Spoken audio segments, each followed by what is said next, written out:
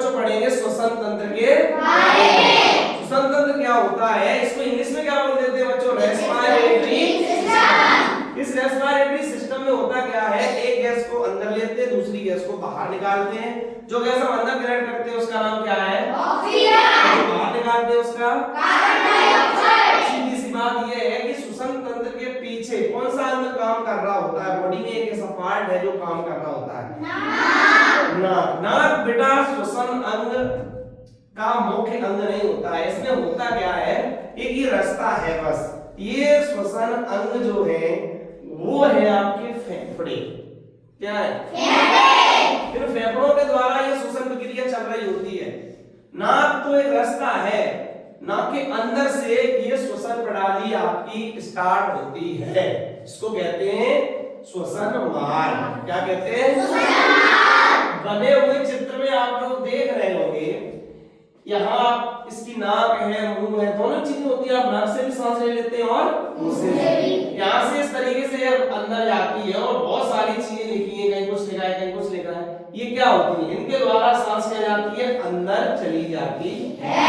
यानी जो फेफड़े हैं वो सांस को खींच रहे होते हैं। क्या कर रहे होते हैं, तो हम देख रहे हैं कि ये बहुत सारी चीजें लिखी है, उनको हमने बारी बारी से यहाँ पर नोट किया है। हमने ये देखा है कि श्वसन मार्ग क्या होता है। श्वसन मार्ग का मतलब होता है वायु का मार्ग, क्योंकि जो हम गैस ले रहे हैं, ऑक्सीजन ले रहे हैं, उसमें और भी गैसें तो अंदर जा रही हैं, तो वो जो मार्ग है उसको कह दिया हमने वायु का मार्ग। ये वायु का मार्ग होता है किन किन चीजों में डिवाइड होता है, जिसमें पहला पॉइंट होता है नासा छिद्र। नासा मतलब नाक, मतलब आपकी नाक है, नाक के अंदर दो छिद्र होते हैं कि नहीं अंदर, जहां पर क्या होता है धूल मिट्टी या कोई गंदी चीज जो नाक में प्रवेश करती है, तो वो छिद्र क्या करते हैं, रोकने का काम करते हैं। नाक के बाल और रोए पाए जाते हैं, इनका काम क्या है कि इन छोटे छोटे पार्टिकल्स को बॉडी के अंदर इस श्वास नली में जाने से रोकना।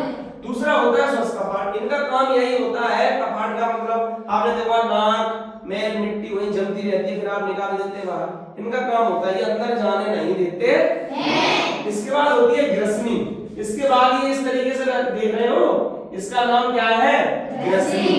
ग्रसनी के बाद आते हैं स्वर तंत्र। ये क्या है, स्वर तंत्र के बाद होती है श्वास नली, और इस तरीके से ये आपको जो दिख रही होगी ये क्या है, आपकी श्वास नली। श्वास नली के बाद ये होती है ब्रोंकाई। क्या है ये, ब्रोंकाई। अच्छा खास बात एक और बता दें, ये आपको जो दिख रहा है वायु कोश, ब्लड, गिल्स, इनका काम क्या होता है।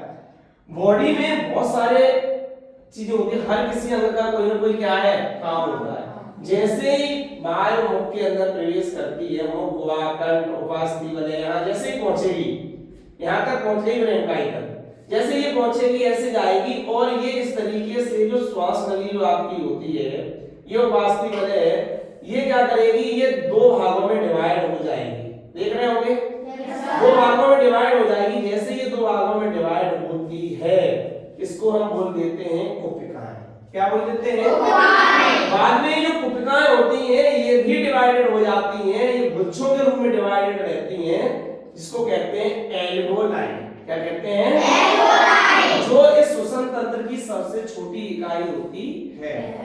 ये जो एल्वोलाई होती है, इसका काम क्या होता है, यहाँ से जो वायु गई है, जो ऑक्सीजन गैस अंदर प्रवेश की है, ये ऑक्सीजन गैस यहाँ से होती हुई इन कुपिकाओं के माध्यम से एल्वोलाई तक पहुंच जाती है, और जैसे यहाँ पहुंचती है तो यहाँ पे होता है ब्लड, रुधिर। क्या होता है, इस ब्लड में हीमोग्लोबिन पाया जाता है, Hb नामक एक पदार्थ होता है जो क्या करता है, इस ऑक्सीजन को ऑक्सीजन से क्रिया करके बॉडी के भिन्न भिन्न पार्ट्स में ले जाता है, मतलब बॉडी के सभी अंगों को देता जाता है, तुम लो अपना अपना काम चलाओ ऑक्सीजन से, और CO2 दे दो मुझे वापस दे दो, तो मैं वापस कर दूंगा यार। CO2 लाके इनको फिर दे देता है और गैस के रूप में बाहर चले जाते हैं। लेकिन जब सांस नाक से लेते नहीं तो ये प्रेशर कैसे बनता है, तो ये जो काम कर रहे हैं वो कर रहे हैं आपके लंग्स। कौन, लंग्स अर्थात फेफड़े। ये फेफड़े क्या होते हैं, फेफड़ों का काम होता है ऑक्सीजन अंदर और CO2 बाहर। बायां जो फेफड़ा है, मैं बायां जो फेफड़ा है मैप पे देख रहे होगे, दाएं फेफड़े से कैसा है, बड़ा। कैसा है, बड़ा इसलिए है क्योंकि बाएं फेफड़े जो होता है उसमें आप देख रहे होते हैं ये बच्च गुहा में स्थित होता है, ये होता है आपका बच्च, क्या बोलते हैं, बच्च गुहा में स्थित होता है। दाएं फेफड़े में 3 लोब पाए जाते हैं, दायां ये हो गया, बायां ये। दाएं फेफड़े में कितने लोब पाए जाएंगे, 3, और बाएं में कितने पाए जाएंगे, 2, क्योंकि एक लोब इसमें इसलिए कम होता है, आप इसमें पाया जाता है हार्ट, आपका हृदय। हृदय किस फेफड़े में पाया जाता है, बाएं फेफड़े में। दूसरी बात, एक बात और समझनी पड़ेगी, इसके नीचे इस तरीके की अलग से आपको ग्लैंड जैसी दिख रही होगी जिसको बोलते हैं डायफ्राम। क्या होती है, डायफ्राम। ये डायफ्राम का काम क्या होता है, ये प्रेशराइज करती है, आपकी जो वायु आती है उसको प्रेशराइज करती है। ये नीचे से पुश करेगी तो वायु है वो बाहर निकल जाएगी बाहर, और जैसे ही डायफ्राम नीचे चला जाएगा तो ऑक्सीजन कैसे आ जाएगी, अंदर। जैसे नीचे जाता है अंदर की ऑक्सीजन, बाहर चला गया तो ऊपर आ जाएगा। ये काम किसका होता है, डायफ्राम। दूसरी बात, कभी कभी अगर किसी का एक्सीडेंट हो जाता है और ऐसी कंडीशन में लोगों को देखा होगा तुमने कि कहीं ब्लड भी नहीं है, कहीं सर में चोट नहीं है और यहाँ पे ऐसी चोट लगी और वो क्या हो गया, एक्सपायर कर गए, तो उनका डायफ्राम क्या होता है, खत्म हो जाता है, अर्थात वो सांस ले ही नहीं पाते। ये काम किसका होता है, डायफ्राम। बात समझ आ गई नहीं। इसके बाद ये जो लंग्स होते हैं, ये जो लंग्स जो रहते हैं इनका काम क्या है, इनका काम आपने देख लिया है सांस को लेना, लेकिन ये लंग्स के द्वारा कौन सांस लेते हैं, समस्त प्रकार के स्तनधारी जीव, स्तनधारी जो बच्चों को जन्म देते हैं। अब स्तनधारियों ने किससे सांस ली, फेफड़ों से। इसमें आपने देखा होगा कीट पतंगे दिखाई दे रहे हैं, कीट पतंगे जानते होंगे, जिनकी बॉडी 4 पार्ट में सेगमेंटेड होती है, कैसी, खंड युक्त, जैसे बर है ना, मच्छर, ये सारे क्या होते हैं, कीट। ये सांस कैसे लेते हैं, ये सांस बच्चों लेते हैं श्वास नली के माध्यम से। ये सारी चीजों का यूज न करके ये डायरेक्ट श्वास नली से ही क्या ले लेते हैं, सांस ले लेते हैं। इसके बाद आपने जलीय जीव देखे होंगे जो जल में रहने वाले होते हैं, जैसे मछली। तो मछली में क्या होता है, मछली में इतना सा एक छिद्र होता है जिसको बोलते हैं गिल्स। क्या बोलते हैं, गिल्स। इसका बोलते हैं गलफड़े। क्या बोल देते हैं, गलफड़े। मछली किसके द्वारा सांस लेती है, गलफड़े के द्वारा। एक बात रोचक बतानी है आपको, जिसमें आप सब समझ रहे होंगे, इसका नाम है मेढक। मेढक जो है वो 3 प्रकार से सांस लेता है। कितने प्रकार से, 3। जब मेढक इस पृथ्वी पर या किसी जमीन पर आपको दिखाई दे जाए, है ना, भूमि पर, क्योंकि मेढक जो होता है कैसा प्राणी है, उभयचर, वो जल में भी रह सकता है और थल में भी रह सकता है। तो जब वो थल पे दिखाई दे जाए जमीन पर, तो वो किससे सांस लेता है, फेफड़ों से। किससे लेता है, फेफड़ों से। जब मेढक नमी में चला जाता है, मिट्टी में चला जाता है, कहां चला जाता है, मिट्टी के अंदर चला जाता है, वहां वो सांस लेगा तो किससे लेता है, स्किन से। स्किन अर्थात त्वचा से सांस लेता है। मेढक जो होता है इसके छोटे छोटे जो बच्चे होते हैं, जो पानी में छोटे छोटे बच्चे होंगे, देखे आपने, जिनको बोलते हैं टेडपोल। क्या बोलते हैं, टेडपोल। लार्वा के रूप में जब होते हैं तब वो सांस किससे लेते हैं, तब वो सांस गिल्स के द्वारा लेते हैं, क्योंकि छोटे छोटे बच्चे भी हमें ऐसा नजर आते हैं कि ये मछली है। क्या है, मछली। तब वो किससे सांस ले रहे होते हैं, एक बात समझ में आ रही होगी, ये लिखा है एपिग्लोटिस। ये क्या होता है, एपिग्लोटिस का काम होता है एक तरीके से यहाँ पर बैरिकेडिंग का काम। जैसे चौराहे पे आपने फोर्स लगा देखा है, आप इधर चले जाओ, आप इधर चले जाओ, तो श्वास नली तो एक ही है पूरी, हमने भोजन भी यहाँ से खाया, हमने ऑक्सीजन भी यहाँ से ली, तो ये फेफड़ा है, और जो पाचन तंत्र होता है उसकी नली अलग होती है, सांस की अलग।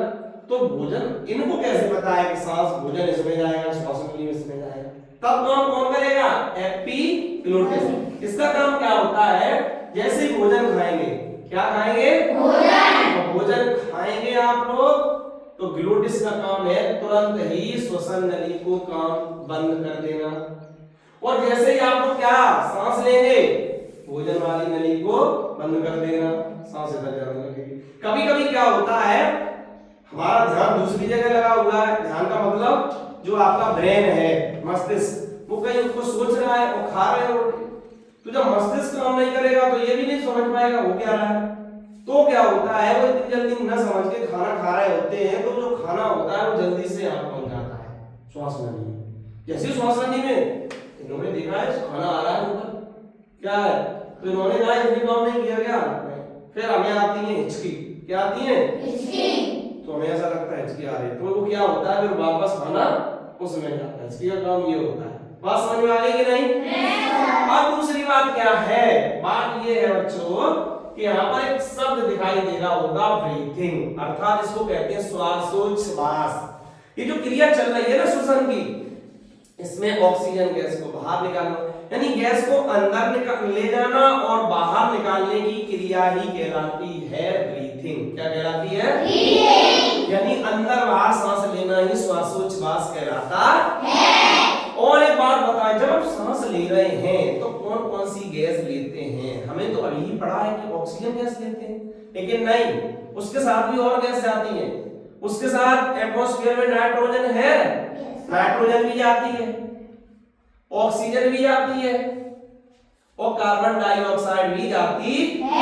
नाइट्रोजन जा रही है, कितनी है नाइट्रोजन? 78%। ऑक्सीजन कितनी है? 21%। और कार्बन डाइऑक्साइड कितना है? 0.03%। ये सारी गैसेस अंदर चली जाती हैं। फिर जब ब्लड के संपर्क में आती हैं तो ब्लड क्या कर देता है? यहाँ बताए थे एचपी का काम क्या है? ब्लड में ऑक्सीजन को पहुंचाना। क्या काम है इसका? यस। तो जो ब्लड होता है वो हीमोग्लोबिन को ऑक्सीजन में चारों ओर पहुंचा देता है। जब ये पहुंचा देता है तो वहां से CO2 भी बाहर आएगी ना। तब की स्थिति में क्या होता है, जो CO2 है वो 4% बाहर निकलती गई, तो 0.03% है, 4% बाहर निकाल देता है। 21% ऑक्सीजन हमने ली थी, 17% बाहर निकाल देता है। तो ऐसी कंडीशन में ये कहलाते हैं निःश्वसन। जब ऑक्सीजन अंदर लेते हैं, सांस अंदर लेते हैं तो उसको निःश्वसन, और जब कार्बन डाइऑक्साइड को बाहर निकालते हैं तो उसको निःश्वसन कहते हैं। एक और रोचक बात है कि जो आपका ये फेफड़े होते हैं, लंग्स, इसका वजन कितना होता है? तो 1.3 से 1.5 किलो तक, यानी 1.5 किलो तक ये हो सकते हैं। इसका अध्ययन किस विज्ञान के, किस चीज के अंतर्गत करते हैं? जो अध्ययन करते हैं उसको क्या कहते हैं? उसको कहते हैं पल्मोनोलॉजी। क्या कहते हैं? पल्मोनोलॉजी। अच्छा, इसके बाद बच्चों ये है कि जो फेफड़े होते हैं और ये श्वसन क्रिया है, ये हमारे लिए क्यों आवश्यक है? आवश्यक इसलिए है कि ये ब्लड का शुद्धिकरण करती है। तो ब्लड में बताओ ऑक्सीजन जाएगी तो ब्लड शुद्ध होगा कि नहीं होगा? Yes sir. ऑक्सीजन का अवशोषण, यानी ऑक्सीजन बाहर से आई और अंदर ब्लड में समा गई, तो उसको कह दिया ऑक्सीजन का अवशोषण। CO2 का निष्कासन। CO2 गैस क्या करता है? ये श्वसन तंत्र बाहर निकाल देता है। पीएच नियंत्रण। पीएच क्या होता है? हर एक किसी तत्व या पदार्थ का पीएच मान निर्धारित होता है जो उसकी प्रकृति को दर्शाता है। अर्थात हम कह सकते हैं कि खट्टा है कि मीठा है कि क्षारीय है कि उदासीन है, कैसा है, वो जो स्वाद तय करेगा वो इसका पीएच मान तय करता है। तो ये सबको नियंत्रित करने का जो काम है वो है श्वसन तंत्र का। इसका है। एक और बात बताएं कि ये जो श्वसन प्रणाली है इसमें कौन कौन सी बीमारियां होती हैं? अर्थात श्वसन प्रणाली चल किससे रही है? फेफड़ों से। तो फेफड़ों में कौन कौन सी बीमारियां हो जाती हैं?